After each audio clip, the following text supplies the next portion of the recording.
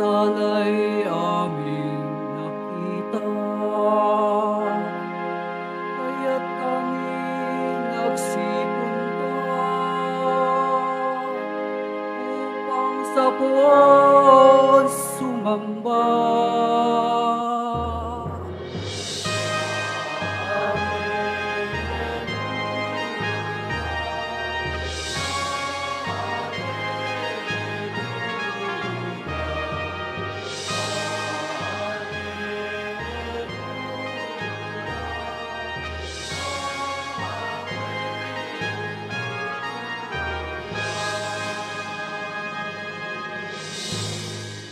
Sumainyo ang Panginoon. At sumayo rin. Ang mabuting balita ng Panginoon ayon kay San Mateo. Papuri sa iyo, Panginoon.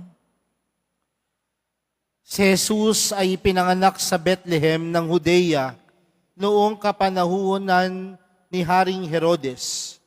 Dumating naman sa Jerusalem ang ilang pantas mula sa silangan at nagtanong-tanong doon, nasaan ang ipinanganak na hari ng mga Hudyo?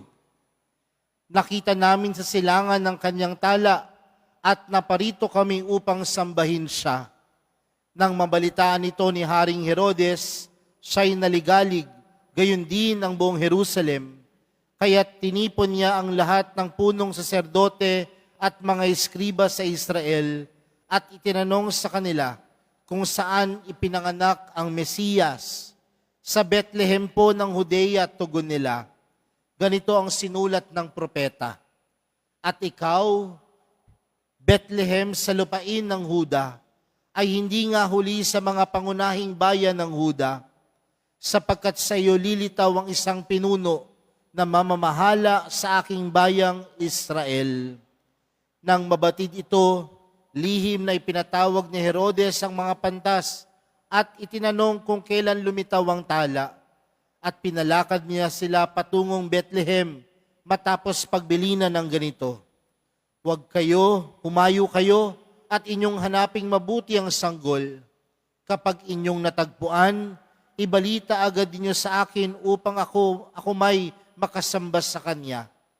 At lumakad na nga ang mga pantas, muli silang pinangunahan ng talang nakita nila sa silangan, hanggang sa sumapit ito sa tapat ng kinaroroonan ng bata. Gayon na lamang ang galak ng mga pantas nang makita ang tala. Pagpasok sa bahay, nakita nila ang bata sa piling ng kanyang inang si Maria. Lumapit sila at nagpatira pa at sinamba ang bata. Binuksan nila ang kanilang mga sisidlan at inihandog sa kanya ang dala nilang ginto, kamanyang at mira. Nang sila'y pabalik na, sinabi sa kanila ng Diyos sa pamamagitan ng panaginip na wag na silang babalik kay Herodes, kaya nag-iba na sila ng daan pauwi. Mga kapatid, ang mabuting balita ng Panginoon. Pinupuri ka namin, Panginoong Jesucristo. Magsiupo muna po ang lahat. Magandang umaga po sa inyong lahat. Pwede bang batiin ang katabi ng magandang umaga? At patuloy po tayong magbatian ng maligayang Pasko at manigong bagong taon po sa ating lahat. Mga kapatid, sa araw na ito, ipinagdiriwang po natin ang dakilang kapistahan ng pagpapakita ng Panginoon sa sanlibutan. Tinatawag din po itong kapistahan ng Epipanya. No, para po sa atin, mas kilala natin ang kapistahan na ito bilang kapistahan ng tatlong hari. Kaya nga marahil nagbabatian pa rin tayo ng Happy Three Kings. Pero mga kapatid, ang kapistahan na ito ay pagpapaalaala sa atin na ang Diyos ay hindi lamang nanatiling salita, bagkus ang Diyos ay nagkatawang tao. At ang Diyos ay naging kagaya natin. At ang Diyos ay tunay nating kapiling. Kaya nga mga kapatid, nung nalaman ng mga pantas na si Jesus ay pinanganak na, ang manunubos ay pinanganak na, ano ang kanilang ginawa? Naglakbay sila upang bigyan ng parangal, bigyan ng regalo, bigyan ng papuri ang anak ng Diyos. Pero tandaan natin mga kapatid, na ang paglalakbay ng tatlong mago na ito ay hindi kaparehas ng paglalakbay natin sa panahon natin ngayon.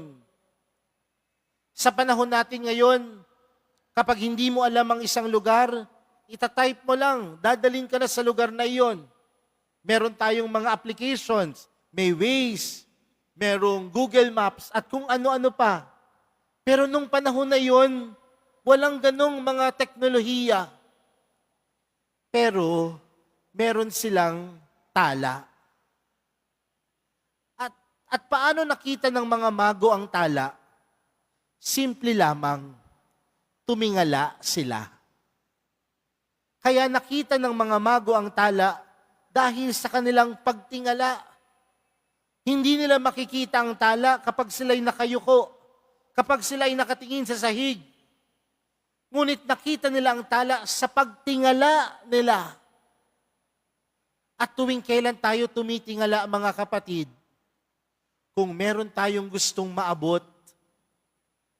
Kaya nga mga kapatid, marahil yung pagpapaalala sa atin ng bituin, yung pagpapaalala ng tala, na ang bawat isa sa atin may gustong pangarap na abutin. Tanungin natin ang ating mga sarili, ano ba ang pangarap natin sa buhay? O tingnan natin sa makatotohanan na parte. Kakasimula pa lamang ng taon. Meron tayong mga ginagawang mga resolutions. Ang mga resolutions na ito, pwede din siyang maging pangarap na gusto nating maabot. Ano po ba ang mga resolutions natin? Ako po 5 taon ko ng resolution, magpapayat. Ano? Di ba yan ang number 1 na resolution natin? Gusto nating magpapayat. No? Pero marahil, sa paggawa natin ng resolutions, ito rin yung paggawa natin ng pangarap natin sa ating buhay. Kung ikaw ay padre de pamilya, anong pwede mo maging resolution? Hindi ka na iinom. Hindi ka na magbibisyo. Magiging tapat ka na sa iyong pamilya. Kung ikaw ay ina sa inyong tahanan, maging ilaw ka ng tahanan. Hindi lang puro bingo ka. Hindi lang puro marites ka. Kung ikaw ay anak, anong pwede mo maging resolution? Maging mabuting anak. Mag-aral ng mabuti. Kung ikaw ay kawani ng gobyerno, anong pwede mo maging resolution? Magiging tapat ka sa paglilingkod? Sa madaling salita, mga kapatid, ang pagtingala ay pag-abot sa pangarap. Pero may ginawa ang mga pantas, mga kapatid, hindi lang sila tumingala. Bagkus sa kanilang pagtingala, gumawa sila ng paraan upang makuha at maabot yung bituin at tala. Tandaan mo mga kapatid, sa mga taong puno ng pangarap, madami ding tao ang hihila upang maabot ang pangarap natin. Sa Ebanghelyong napakinggan natin, papunta ang mga pantas, ang mga mago kay Jesus. Pero may mga taong pumipigil sa kanila. Si Haring Herodes, pinigil sila. Pero mga kapatid, ang tanong, saan ba nagmumula ang tala? Sa Diyos. Sa madaling salita, sa pag-abot ng pangarap, sa pag-abot sa mga resolutions, sa pag-abot sa mga bagay na gusto natin makamit sa buhay natin, hindi lang tayo ang kikilos, kundi hihingi tayo ng gabay sa Diyos. Hihingi tayo ng gabay sa mahal na pong Jesus Nazareno. Mga kapatid, kung may pangarap tayong gustong maabot, wag lang sarilinin. Humingi tayo ng gabay sa Diyos. Humingi tayo ng gabay sa mahal na pong Jesus Nazareno. At tunay nating matatagpuan ang tala. tunay nating matatagpuan si Jesus.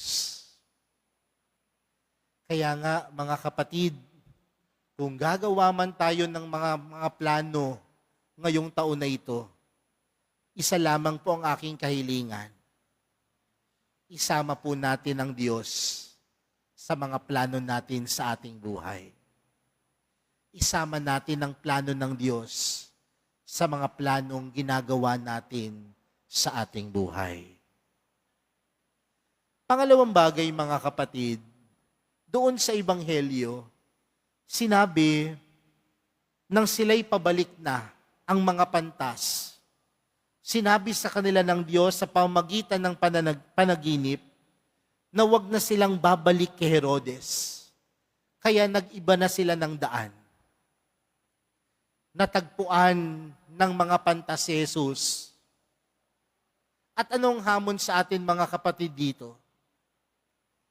Kapag natagpuan na po natin ng Diyos ang mahal na pong Jesus Nazareno sa ating buhay, huwag na po tayong bumalik sa buhay na wala ang Diyos.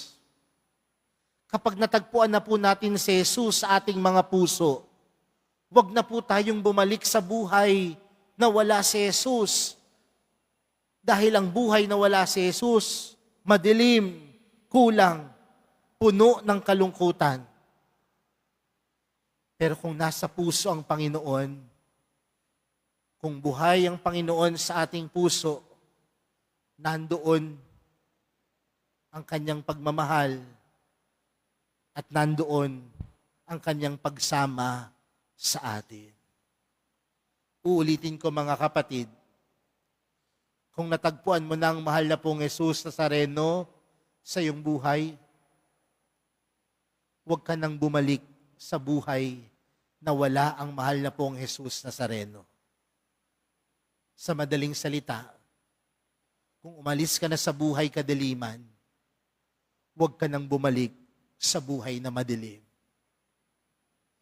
Kung natagpuan mo na ang pagmamahal ng Diyos, huwag ka nang bumalik doon sa mga oras na ayaw mong mahalin ng Diyos. Mga kapatid, ang pagdalaw ng mga pantas, nagkaloob sila ng kanilang mga regalo. Ginto, kamanyang at mira. Pero marahil para sa atin, ang pinakamagandang regalo ay ang sariling nating puno ng pag-asa kay Jesus.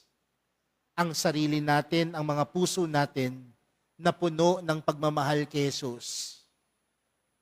Ang regalo natin ay pagpapakita sa sanlibutan na sa puso natin, sa mukha natin, buhay ang mahal na pong Jesus Nazareno. Kaya sa pagpapatuloy po ng ating banal na misa, para sa araw na ito, ipakita natin si Jesus. Ipakita natin sa ating buhay ang Panginoon.